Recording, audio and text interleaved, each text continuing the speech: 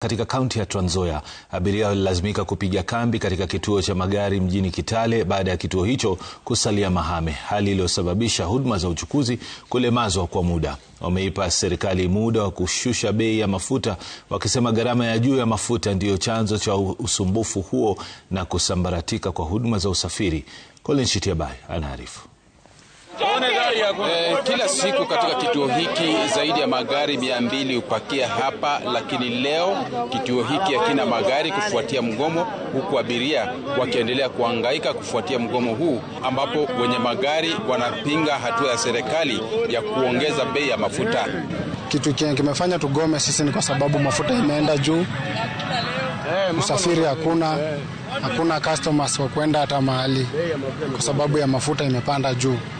Leo tumeamua tutulie, bei ya mafuta imekuwa juu sana.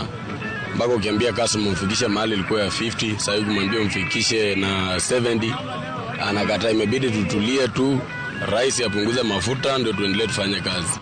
Kwa sasa wakazi wanaitaka serikali kuhakikisha kwamba inapunguza bei ya mafuta ili kuondolea madhila wale ambao wanasafiri na pia wenye magari kuendelea na biashara zao. Mimi jirani yangu anafanya stage.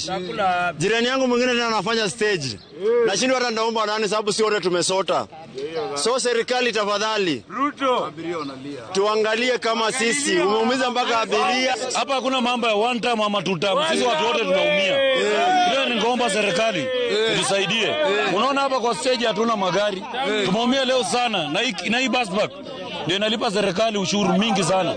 Collins Shitiabai, runinga ya Citizen, kaunti ya Trans Nzoia.